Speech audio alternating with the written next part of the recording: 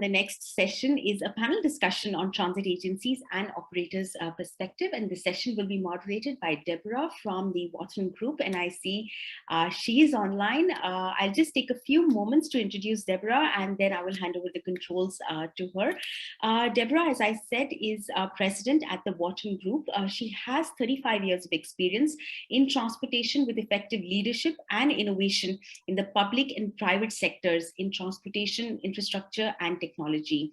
As a president of the Wathen Group, she provides strategic consulting on strategic planning, crisis management, negotiations, transit and rail operational issues, and conducts business developments for clients from startups to established global firms. She has held executive positions with major infrastructure firms where she effectively developed transportation and security-based practices at the regional, national, and global levels. While I was going through her biography, I found this very interesting that she has held leadership positions in major transportation authorities in the metropolitan New York and the Erie Niagara counties regions, and has provided operations leadership for public transport operations, including commuter rail, light rail, bus, and paratransit operations. In fact, while serving as the general manager at Niagara Frontier Transportation Authority, she was a founding member of the Niagara International Transportation Technology Coalition, which was the first international transportation operations center focused on improving regional mobility for Western New York and Southern Ontario. So as you can all see, Deborah comes with a lot of experience, and we're really looking forward to Deborah moderating this session. So over to you, Deborah. Thank you for that. I'm going to take you to everything I ever do in the future. I added that part about NITEC because this is a Canadian audience, and it was really an exciting project to work with, and the stakeholders were great. But I also own property in Canada, so I want you to know I still own a piece of my ancestors' land grant in New Brunswick, Canada. So I'm not in Canada today, but my heart is there. I'm close to the border today, though. Anyway, welcome everyone. That was a great session. I didn't see the whole session, but it was really a great way to tee up this session. Welcome to the second session on transit agencies and the operator's perspective. Before we get into the panel, let me just spend a few minutes introducing the folks that will be on that panel. I think it's really nice to think about, there was a nice combination of people in the agencies and then the practitioners helping agencies advance programs in payment, which is really the place to be these days, right? So now we're going to go and be more focused in on the experience at the agency level. As we start off, let me introduce Daniella Aubry, who is the Deputy Chief of Payments at Metrolinx. And a lot going on there, right, Daniella? You've got a big RFP coming out to look at advancing what you're already doing in Presto into the next generation. That's very exciting.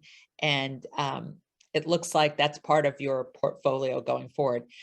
Daniella brings a really interesting background because she was in the banking industry for a while. And it looks like you would love to talk to you in more detail about this, but that you're an advocate about how to take banking products into other industries, particularly in the transit industry. So it'll be exciting to hear some of your perspectives coming from both vantage points. Then we have Mark Langmead, Director of Compass Operations at TransLink, another great property in the country. He's the Director of Revenue and Compass Operations with TransLink. And he's responsible, his portfolio also covers fare collection, payment technology, and the overall customer experience. And he was involved with the introduction of the contactless credit card and smart payments on their whole system. And he's currently leading, I want to hear more about this, Mark, a pilot program to integrate all mobility uses with that for Vancouver. And then last but not least, we have Cory Shrigley, who's the Customer Support Engagement Manager at Saskatoon, sorry, Cory, Transit. That's the only city I haven't been to in the two cities that we're talking about. I'll have to come visit you. And he has provided a leadership role in the area of technology planning, customer service, and engagement with the internal and external stakeholders, which we know is critical. And he's currently involved in adding on-demand services to current fixed routes and mobile ticketing. So look forward to hearing from all of you all. As we start off, why don't I ask Daniela to start off and give us about 5 minutes overview, given your experience and some of the questions that we asked, and we'll get into more detail. And we will try to provide time for the audience. I think I wasn't at the very beginning, but please feel free to add your any requests you have in the Q&A section, and we'll go to that as we move into that part of the program. Thank you, Daniela. To you. Thank you. Thanks, Deborah. Thanks so much, and great to be here this afternoon. I did want to just, as Deborah did such a great introduction, just share with you, yes, and prior to that, I was 12 years across both fintech and banking services, always focused on the payments experience and the technology to enable that payment experience. And I think we heard a lot in the previous session about some of the trends around there, and definitely consistent as we move across payments, whether it be for transit or banking or cards. But I did want to give an overview and a background for those that may be less familiar with Metrolinx and our regional fare payment system, Presto. Metrolinx is a regional transportation agency under the Ministry of Transportation in Ontario, whose mandate is to transform mobility across the region and get customers where they need to go better, faster, and easier. Metrolinx operates Go Transit, the regional train and bus service, as well as Up Express, the rail that goes between Toronto's downtown Union Station and the Toronto Airport, and of course the Presto fare payment system, which is used across 11 transit agencies in the Greater Toronto and Hamilton area, GTHA, as well as Ottawa. I thought it'd be fun to share a few quick facts about Presto. So the region that we work with has a population of 8 million and attracts about 110,000 new residents every year. Presto has 6 subsystems and approximately 20,000 devices across our network. We offer co-fare discounts to customers that connect and transfer between local transit and Go Transit as our regional bus and train service. And we have a large retail partner who sells and loads Presto cards. We launched the Presto app in 2019, so customers can manage their accounts and complete instant loads. And we have a diverse perks program that Presto customers can get discounts at local attractions and memberships just by showing their Presto card. In terms of the scale of our operations, Presto, we're still quite young. We just celebrated our 10-year anniversary from the rollout of the initial system across the GTHA in Ottawa, but the state of our operations has grown significantly. We had less than 1 million cardholders 5 years ago and about 4 million today. We went from 15 million boardings per month 5 years ago to 60 million boardings per month just pre-pandemic. I won't get too detailed into our current plans to modernize our fare payment system. I know we'll be talking about them, Deborah, and look forward to that. But I did want to say we're very focused in continuing to modernize. And although the pandemic allowed us pause, it hasn't slowed down on our mandate to modernize. And as you mentioned, on our RFP to reprocure and modernize the Presto architecture and system overall.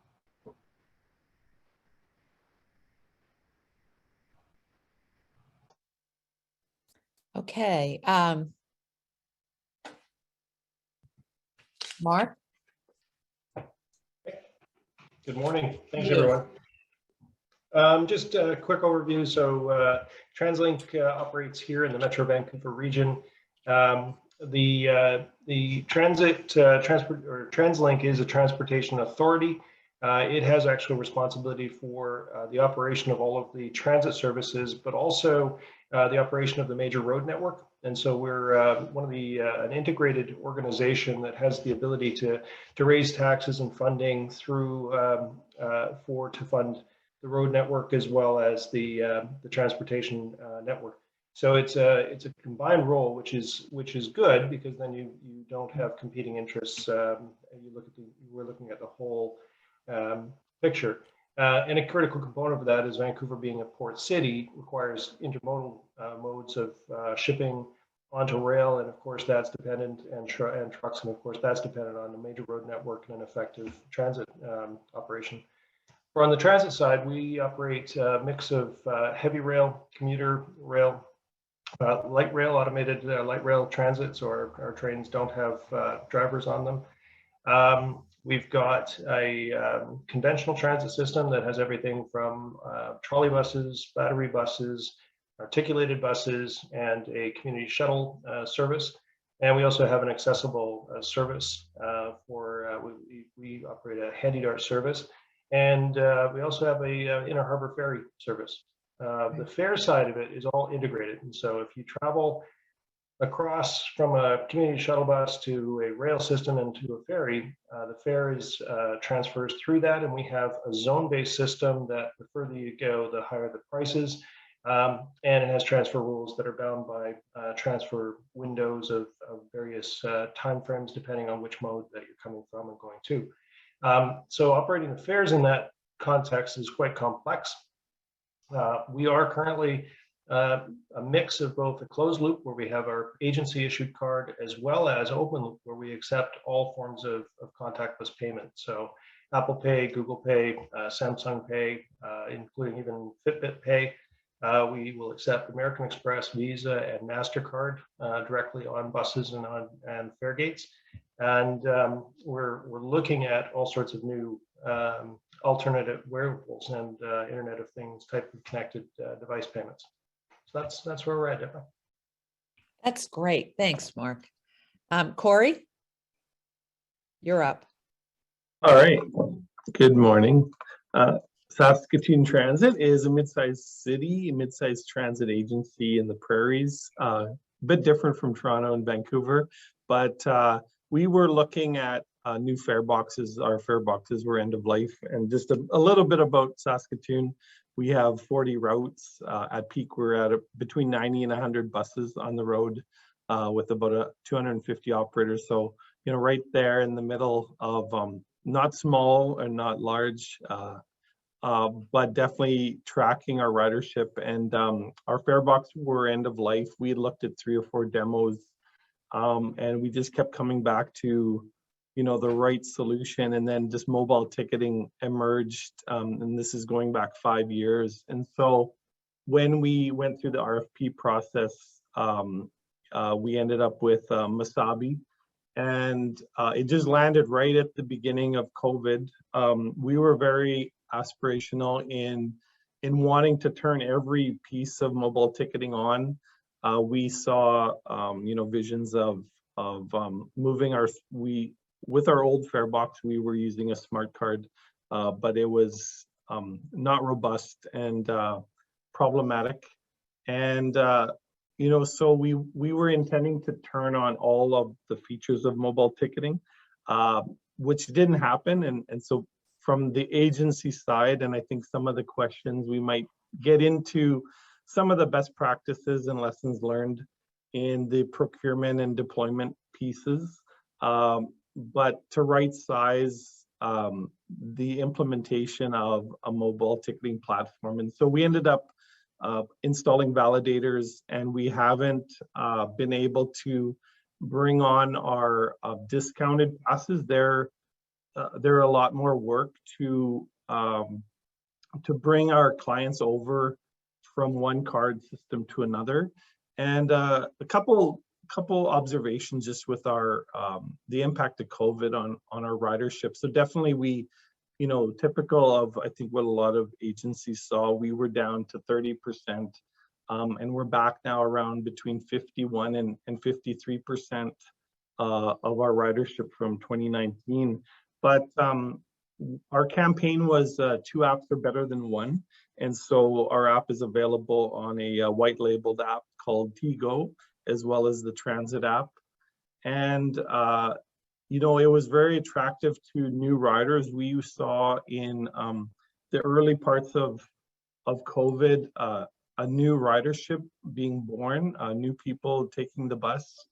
We saw the need, definitely the vulnerable sector, those that were bankless, depending on cash. And so that's where that phase 2, phase 3 but deployment of mobile ticketing is really critical because we need a solution that works for everybody. Just a real positive when we launched in June of 2021 is we worked with our university, and so they're currently making up about 68% of our mobile ticketing. We took our UPass, and they were so excited through an API. They basically they directed the entire student body, that's about 13,000 students, over to mobile ticketing. And so we went from 0 to 99% of our students using mobile ticketing overnight. We were bringing on the EcoPass. The one challenge will be our social services discounted pass. And so that's where that phasing comes in. And then I think I'll just kind of highlight the next steps will be a fare review and a long-term fare strategy. And we were really optimistic about doing all this in one chunk, and we're now stretching some of those pieces out where aligning this with our 2-year budget cycle and having a long-term fare strategy in place. So we're piecing this out a piece at a time, but our validators are up and running, and we're seeing new people using purchasing tickets monthly and 30-day passes, and we're quite optimistic about the new features that it's going to offer Saskatoon. Thanks for that. So let's get into some questions. Actually, you all touched upon some of the questions that we were going to talk about, but let's just follow up on Cory's point. I mean, Cory was talking about the impact of COVID-19 on how they implemented, how they rolled it out, and how they phased, and some of the lessons learned. And Cory, as we talk to the others, you may want to add to that. But Mark, what was your experience having to respond in the middle of the pandemic on any changes or adjustments? Yeah, so our impact of the pandemic was really dramatic. We lost 80% of our ridership. Prior to that, we were growing at about an annual compound rate of 6.5% for the last about 10 years. So adoption rate was really, really good. And then we just got cut off by the knees. The service has steadily grown since, so it's steadily coming back. So it's at about right now at about 67% of what it was in 2019. So we're still down, a lot, 35%, but it's not uniform. So we see our heavy rail service is still really, really down. So that was down as low as 20%, and it has crawled back from that, but it's still extremely low. So we did have to reduce the length of our trains on that service, but all of our other service remained as is. So we received supplemental funding to make up for that shortfall. Annual revenues were approximately $650 million from ridership revenue, fare revenue. And that, of course, saw a corresponding reduction because of the pandemic. We've tried a number of things to try to bring back ridership. We've given some free weekend promotions. We've got a reward program going. We are limited in fare changes. Changing fares is more difficult, and because the intention or the known impacts is unknown, it's very reluctant to make changes where we could end up with making things worse. Interestingly, the driving, it seems to have come back, and so traffic seems pretty much as bad as it was pre-pandemic. But certainly public transit isn't. So we're very curious as to why are those changes, and then there's of course the going forward where people are changing their work patterns, working from home. We've implemented a future work policy ourselves, and it's unknown yet as to what is the long-term impacts. What's that going to look like? Okay. Do you have fare capping there? We don't. It's a great topic. We've looked at it.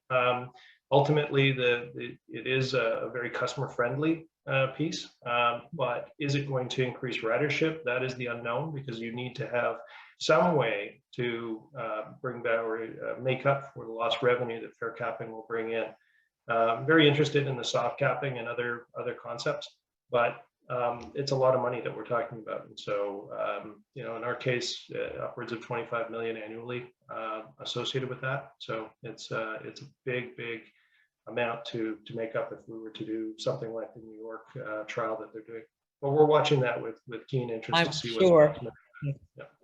Yeah. But what's great about your agency is you can maybe do some nudging with the road trip folks into transit. There might be some, I mean, that's something that yeah, hopefully that's a tougher one too. We had tolls on bridges. The current government removed them, which actually is kind of going the other direction. So yeah, it's a tough one.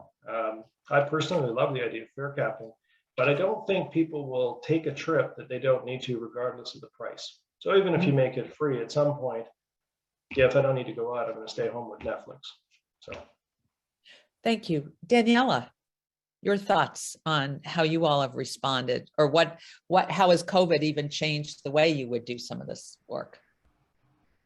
Yeah, it definitely, I mean, as everyone here, as we've heard, it definitely had a massive impact on us and our business, and obviously the bottom line, both for ourselves and our transit agency clients. For some context, before COVID hit, Presto, we were processing $180 million in loads, fare payments, and period passes every month. And we had 62.2 million total boardings in February of 2020. At our lowest point in April 2020, ridership dropped nearly 90%, and from the same time as the year previous. And even with the recovery, I think we're slightly behind what Mark said, that we're currently sitting about 50% of pre-pandemic levels when we compare ourselves to 2019. So for us and our clients, obviously, ridership and revenue go hand in hand. The pandemic definitely offered us an opportunity to ensure that we pause and reassess where we were focused, and ensuring that the things that we were focused on and continuing really were the right needs of our customers and our clients. So it offered that opportunity, but we definitely didn't slow down. As I mentioned earlier, modernization is one of the key pieces of our portfolio. We were able, as a response to the pandemic, accelerate the work that we did with e-tickets. And so we launched that a year earlier in September of 2020, making sure that we had that kind of contactless digital payment experience available sooner rather than later. And we have that now launched across Hamilton Street Railway, Durham Region Transit, and Oakville Transit, with over 250,000 e-tickets, both across those regions, and continuing to work with the agencies this year to continue to roll that out. And one of the other things we did, obviously, loading a Presto card is a pretty physical experience. So you're paying with credit cards, you're finding machines or vending machines, or you're going into a retailer. And so one of the things that we introduced was the ability to load a Presto card just straight from your phone using NFC. So you can load and reload using a credit card right on your phone. So we offered that kind of contactless, touch-free load opportunity to our customers as a response to the pandemic as well. Daniela, I have a follow-up question for you on that. Yeah. Some of the things we're seeing across industries, but transit isn't exactly the speedy to change industry, right? We all know that about our industry. Were those conversations going on pre-pandemic? And you used the word accelerate. Did you find that allowed people to say, well, maybe we'll try it? Or would it have just happened in the same sequence? Yeah, we definitely have had modernization on our roadmap pre-pandemic. So they were, the key things: paying for a fare with credit and debit open payments, as well as having a Presto card on your phone, so a mobile wallet version of that. And e-tickets were in our modernization plans and portfolio. And in response to the pandemic, on the e-tickets, we were able to accelerate that and move the timing of that kind of 12 months sooner.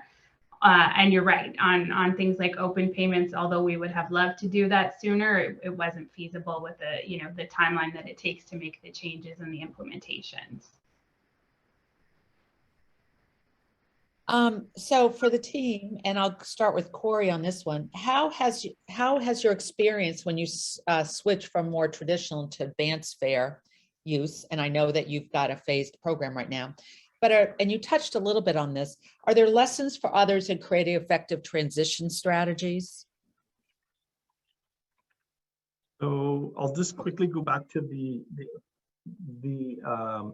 rollout during COVID, and the 2 points I wanted to make was in that area of social distancing and safety. And I think at one point our customer service center was actually closed, and you couldn't buy tickets, and so that's where the mobile ticketing it lent itself to people having that freedom to purchase it without being physically present at a location. And then the flexibility, we're definitely seeing a shift away from the monthly pass to the number of tickets being purchased, and we see that on both applications, on the Transit app and our TGO app, where people are looking for more flexibility. It may be reflective of the flattening out of our peak, where people aren't going to work from 9 to 5, but they're going in maybe 2 or 3 times a week. And then in terms of your question, I think there needs to be some work on the vulnerable sector and really solutioning.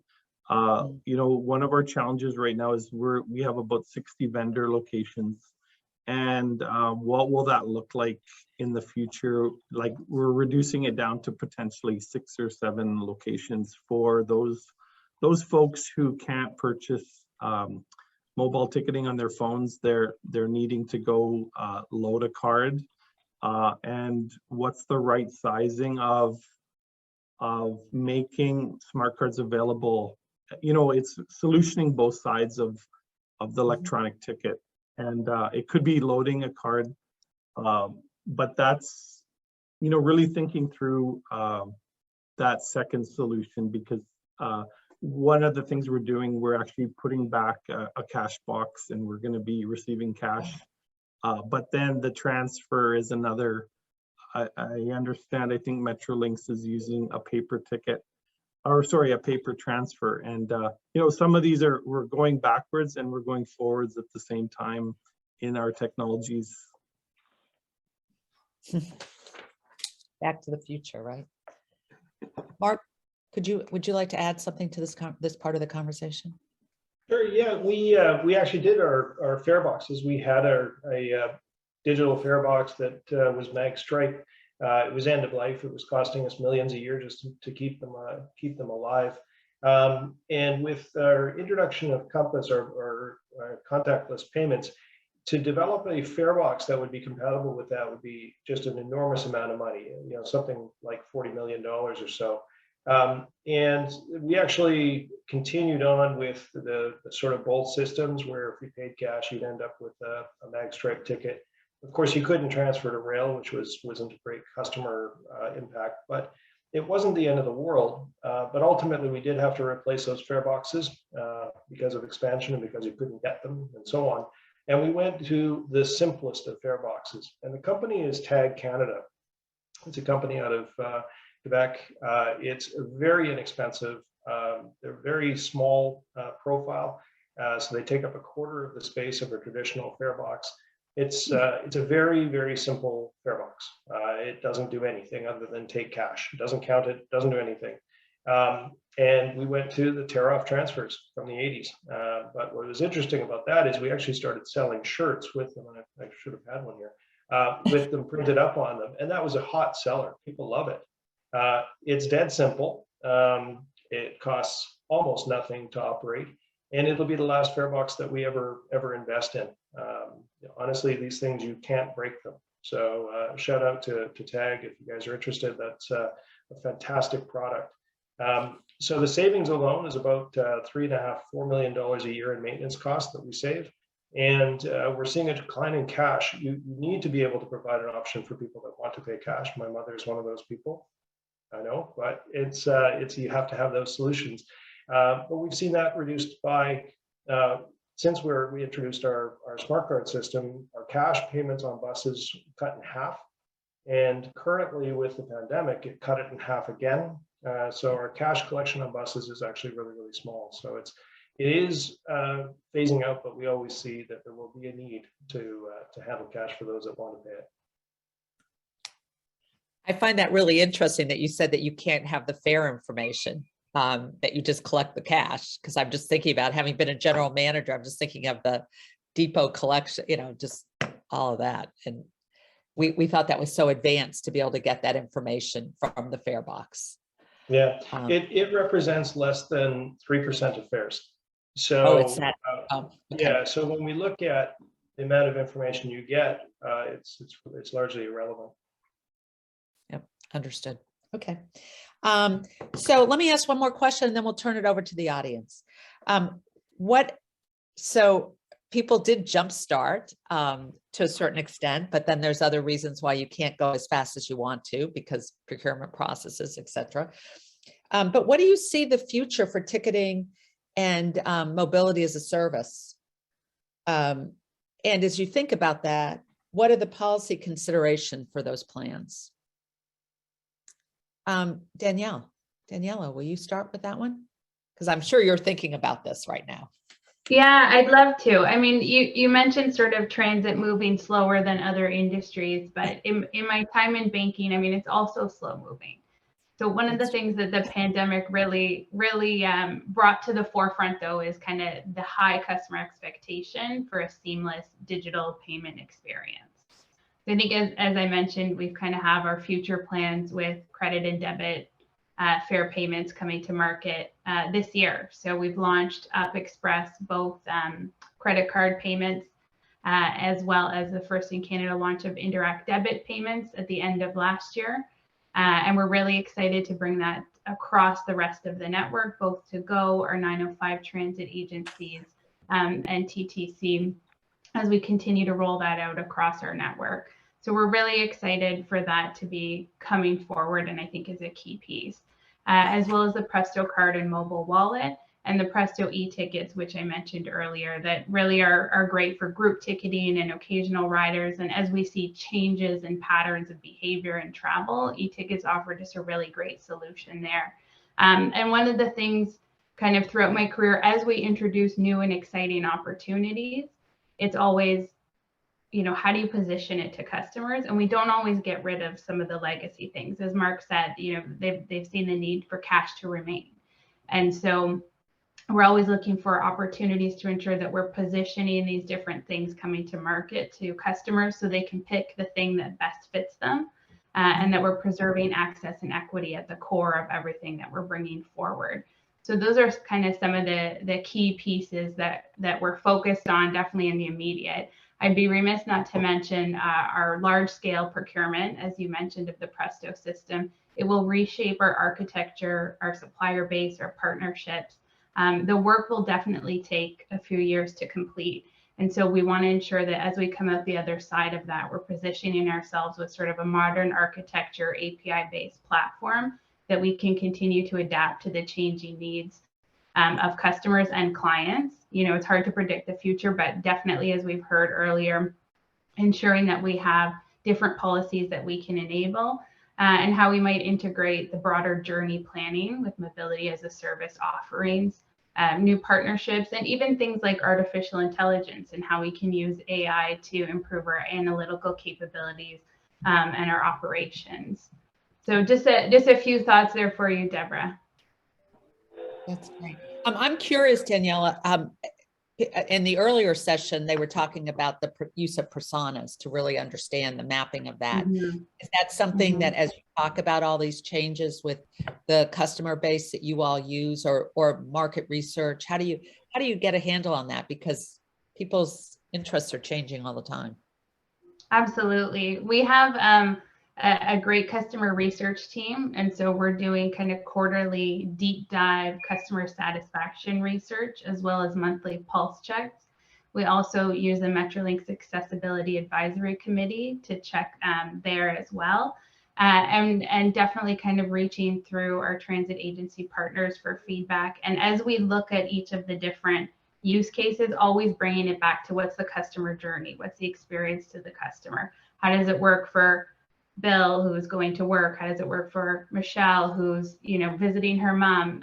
So making sure that we're kind of grounding the decision in that customer journey and that we're walking that through, and that we're using kind of our broad group of stakeholders to test that, right? Each of us, we have our own kind of bias in decision making. And so when you're talking about, you know, a really ubiquitous and accessible user experience, we're wanting to ensure that we're kind of designing for all, and that we're testing and adjusting for any biases that we might have by kind of reaching out to our broad stakeholder base through those surveys, through the market research, as well as through our accessibility advisory and through those of our transit agencies.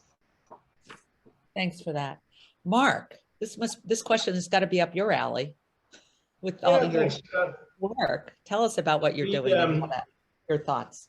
Yeah, thanks, Deborah. We started a pilot about 3 years ago for mobility as a service, and the product that we offered had a card, a Compass card, a special Compass card. We combined a car share and 2 car share programs and a bike share, and so the pilot was successful. We measured that through a Net Promoter Score, and we got good feedback.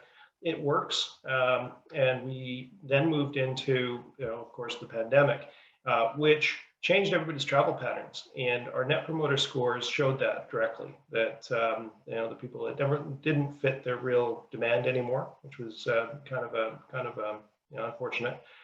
We did move into a phase 2 of the trial, which we're at right now, and we're going to have that with about, I think, 1,000 customers that will be using it, and we're looking to expand the actual services that you can combine.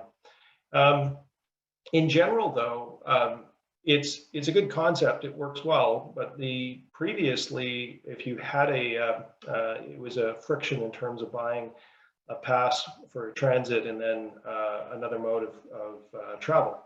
But with the open payments, and with any other kind of linked credit card payments, that actually removed the problem, because I can use my credit card directly on a bus. And I can also use that directly on a bike if I wanted to do that, or the back end of my scooter rental and so on. So that no longer became the solution of mobility as a service. It didn't fix that problem. That problem fixed itself. So then it just becomes, I think, a value proposition for mobility as a service. And I think that's where, in the future, customers will be looking for, do I get a discount if I have that product? And so there's where we're probably going to be looking to see if we can get something. Looking at the ride hailing, if you look at Uber and Lyft and all of the others,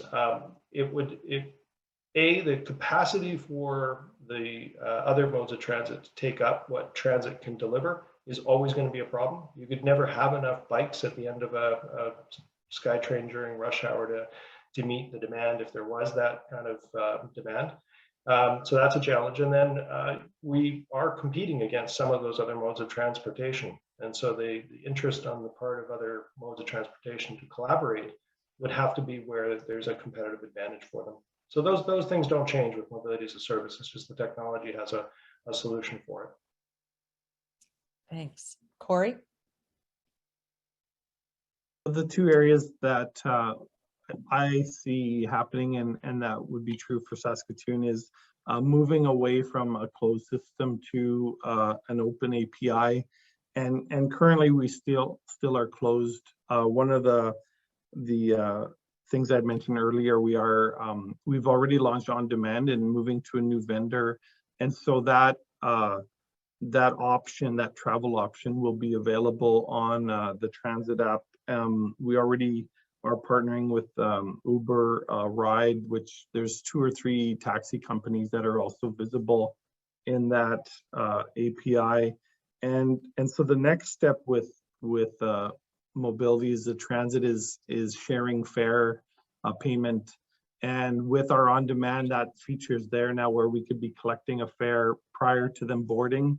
And there's discussion about some regional community service to a golf course that's about 20 minutes, the Whitecap First Nation, with a fairly large golf course, and integrating their fare payment with ours. And so I think this will definitely open up the, as we we have more conversations about moving away from that closed system to, you know, and it could be as simple as Apple Pay or Samsung Pay.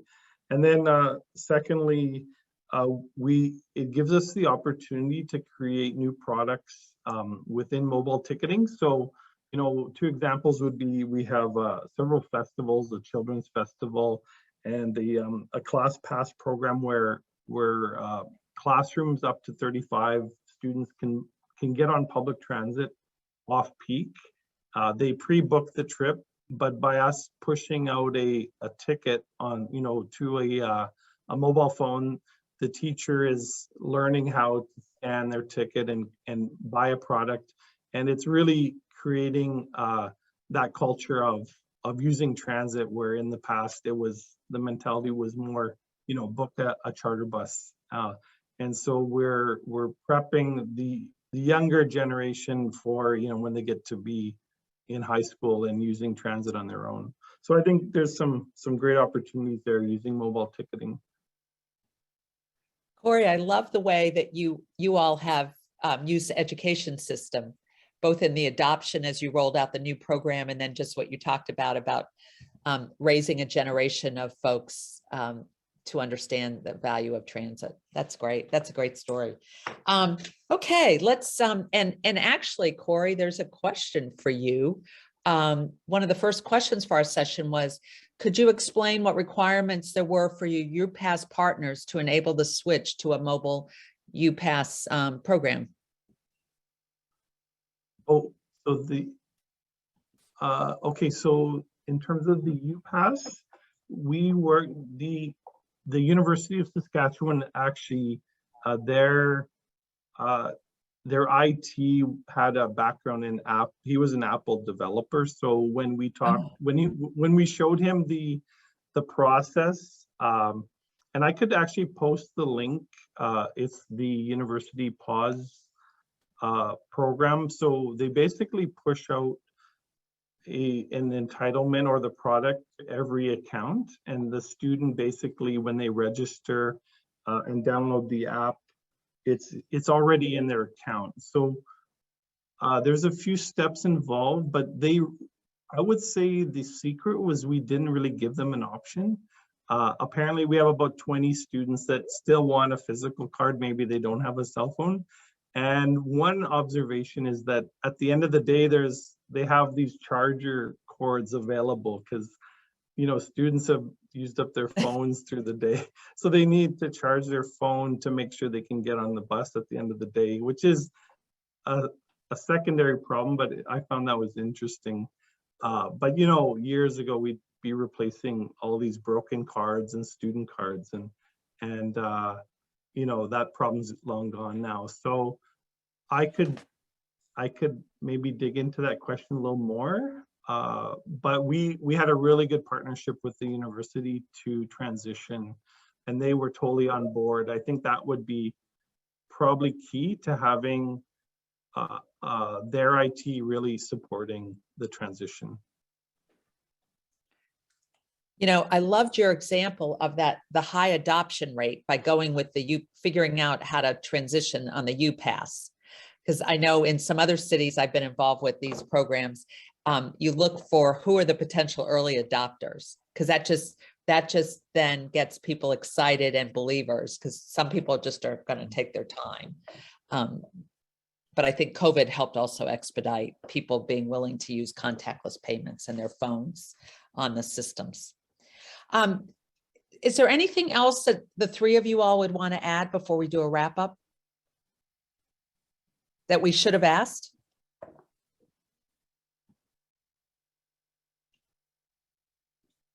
No, I mean, I think for us, Deborah, we're just continuing to prioritize equity, accessibility, and inclusion. So as we look at how we modernize the ways to pay, and then we modernize our broader system overall, we're ensuring that we're always kind of landing our actions from the customer inputs, as I kind of mentioned earlier. So over the course of the pandemic, we've made a lot of changes as well to ensure that our products and offerings are remaining accessible. We removed overdraft fees. We removed a 24-hour waiting period that applied before balance protection. We introduced a continuously improved mobile app that has a lot of accessible features as well. So I think that that's one of the things, you know, as I've moved throughout my career, that just at Metrolinx and with our transit agency partners, I'm sure everyone on the phone and on the line here, just holding that equity and accessibility kind of at the core of everything we're doing as we modernize and as we look and as we adapt, ensuring that we're not leaving anyone behind and that we're kind of developing things that work for all. Thank you for that. Mark, anything in your wrap up?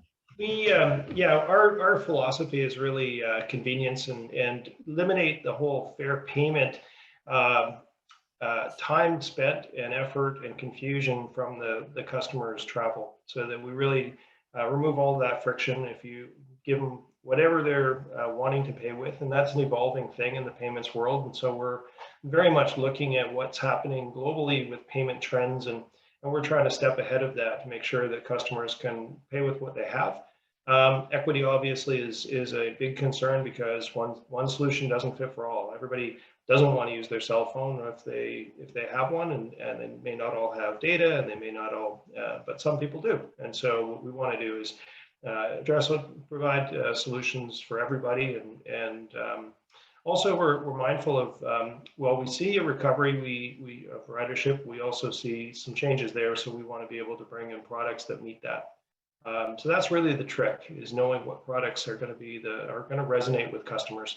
So those are the things we're keeping our eye on. But big one is eliminate the friction of payments altogether. It doesn't add any value from the customer, and it actually discourages travel. So it's a bad thing. So that's why we're focused on getting it as removed as possible. Well, and especially Toronto and Vancouver are such key tourism locations as well. So you have people that aren't even familiar with your system, right? Yeah. Things and starting to look the same. Cory, any wrap up for you? And then I'll do a couple. Just that, I would concur with Daniela that to really take care of that equitable piece and really listen to our stakeholders, our riders that have, they may have used cash or a card for a long time, and data's expensive, and so understanding that having a cell phone may not mean that they can, there's limitations to that as well. But on the other hand, really moving the product into the hands of new riders, because we've even seen at the implementation, older adults coming in with their phones excited, and so it crosses all the generations, the new technology, and so to embrace some new opportunities as well. Thank you. Anyone have a question before we just do a final wrap up of this part of the program? Okay. Well, this was great. I mean, what I loved is you all talked about how you did transition on adoption and phasing it out over time and understanding your population, and that COVID had helped accelerate some things that some of you have been asking about and slowed it down too. I love the way you all talked about about the flexibility of the service and the different transit media to meet the different needs of the demographics. I think we're all finally getting to that, especially when you listen to the persona discussion and mapping the experience and really identifying the pain points as the friction, as Mark calls it. I thought it was really great to hear from all of you all. I mean, I think we've been saying this for a long time in transit, but I think that there's a broader understanding about the importance of protecting the vulnerable populations and understanding how you do that. And I love, Daniela, the way you talked about preserving the commitment to equity and access. You all said it in different ways, but I think that that is key. And there's so many stories out there in the popular press about how, well, those of us who have been in transit for a long time know that's always been a key part of our segment of the riders, but they really carry the economy in so many places, and it's important to really respond to that. And clearly, I think we all heard about your view of needing to respond to the ever increasing customer expectations, and that these systems allow you to adapt over time because it will change. As Mark talked about, watching what's happening in other parts of the world. And we heard that in the earlier presentation as well. And isn't it exciting that artificial intelligence may help even get information faster and easier to use, and of course, ultimately reduce costs of that type of support in our agencies as we understand what's happening at a very fast pace. Thank you all very much for your time, and for the panelists for your presentations.